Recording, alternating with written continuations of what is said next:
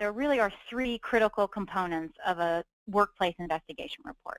And the first is that it's organized, and not just organized in terms of format, which we'll talk about later, but it's organized so that anybody, internally or externally, very important, the externally part, can read and understand the report without having to reference other materials. It's all in. And secondly, it documents the findings of an investigation in an objective and accurate manner, and provides decision makers with sufficient information to determine whether they should take further action. And finally, a report clearly indicates whether the allegations were substantiated, unsubstantiated, or whether there's something missing that makes that kind of a determination difficult or impossible to reach. In the actual written report, the first section that I do and that I recommend is an introduction or an overview. And for me, it's really just, it can be a paragraph, maybe 2 paragraphs tops.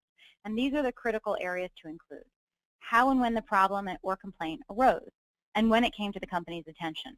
Also, the names and titles of the investigator, a brief summary of the investigative process used, and that means it could be as simple as a couple of sentences. I reviewed a number of company documents. I then had in-person or telephonic interviews, et cetera, et cetera. Part of the report that I include is the documentation of evidence, and that starts with the documentation of interviews conducted. And I include a laundry list of the individuals, their date I interviewed them, whether it was in person, telephonically, et cetera, what their title was at the time I interviewed them. Sometimes it doesn't include current employees. It might be vendors. It might be former employees, and I indicate that as well. And the next 2 bullets are really what I would drop footnotes on if anybody refuses to be interviewed or couldn't be interviewed, and why. For example, they were on a leave of absence, they were terminated.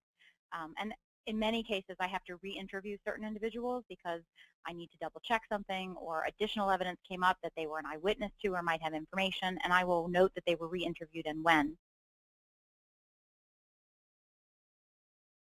I then document anything else I looked at as part of the investigation, so all other evidence. I list relevant policies, any pivotal documents related to the complaint. In an employment discrimination matter, it's often org charts, or salary history, performance reviews. I don't personally take signed statements of witnesses, but it is a common practice among investigators. So if you have signed statements, you should list them in this section. And if there are dates of the documents available, whether those are emails or policies, I include that on this list part as well. I mentioned earlier that you should consider including important documents as attachments to the report, and I know some investigators really like doing this, some are against it.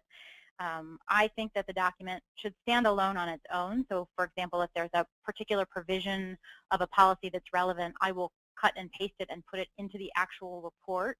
And then I also will have a copy of the policy as an attachment.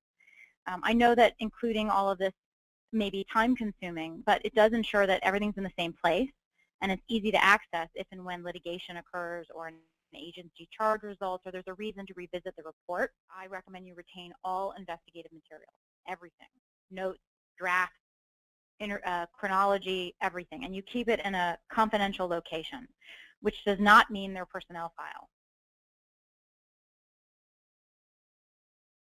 So next in the report, and this is where the body of your report is, the summary of the allegations and the factual findings. And there's a number of different ways of doing this. I'm going to share with you what I found to be my best practice based on sort of years of reading reports and years of writing the reports and feedback from clients of how they like to see it. I break out each allegation, and each allegation is followed by the response. And by allegation, I don't mean Susie Q discriminated against me, that's the allegation. But underneath Susie Q discriminated against me, there's all sorts of things the complainant will tell you that Susie did. Susie did this, Susie said that.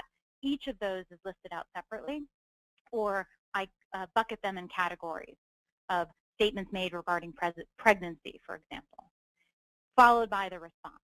And that way, it's easy for whoever's the decision maker or the reviewer of the report to go, here's what the allegation was, here's what the response was. I also recommend including a chronology of events if you think it would be helpful, especially if these are allegations that went over a long period of time, and to highlight any factual discrepancies as this part of the process. When I have done reports where I summarize each interview one at a time, I have gotten feedback that having an executive summary on top of all the interviews has been helpful as well. The next step are your conclusions. Your primary question to answer if you don't do anything else is, was there a violation of company policy, guidelines, standard operating procedures, et cetera, or not? In most cases, you'll have some corroborative evidence that you can cite in your report as to who you thought was telling the truth or whether you thought there was a violation or not. But if you're making a credibility decision, which is very frequent in employment discrimination cases, because often there's stuff said between two people in a room and nobody else was there, explain the basis of why you thought one side was more likely to have happened or been said than the other. But if you absolutely can't make a credibility call, I do recommend in the report saying so. Don't be afraid to acknowledge that there is a gray area. That's important for the decision maker to know as well.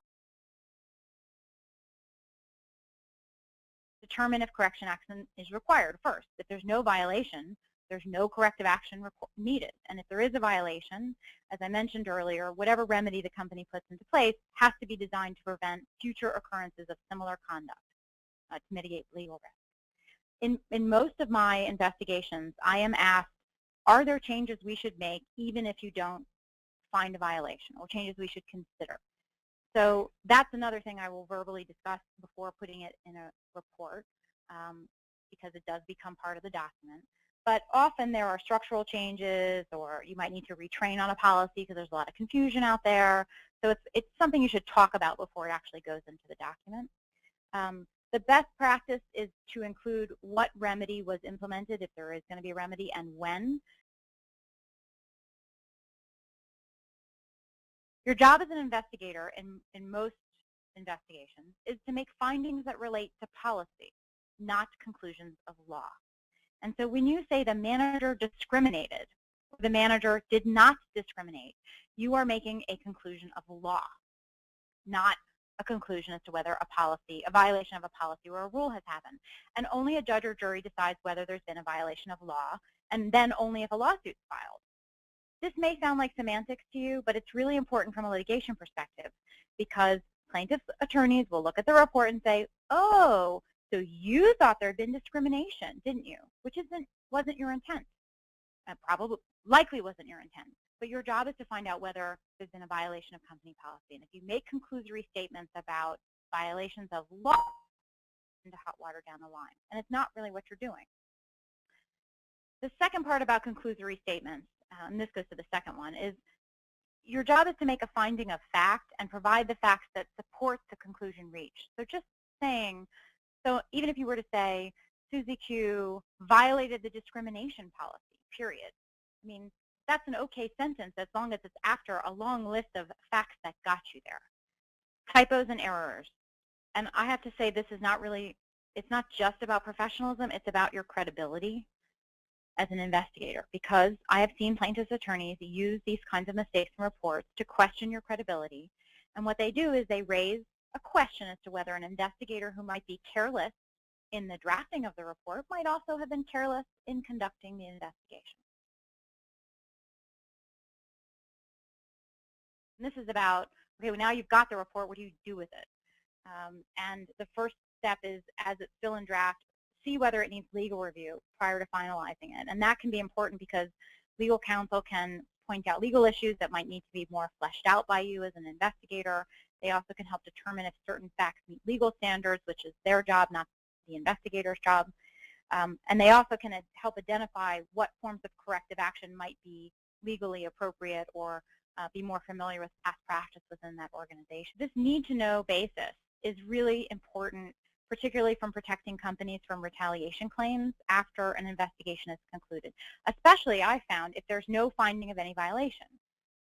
So, for example, if the complainant is a current employee and the investigation's done, they can claim that future negative things that might happen to them, they got a bad performance review, they didn't get promoted, were being done in retaliation for having filed the earlier complaint. And if a company can keep knowledge of the complaint from future decision makers about the employee, it can protect the company, because then you can say, look, the decision maker couldn't have relied on the fact that you were, quote, a complainer, because they didn't know.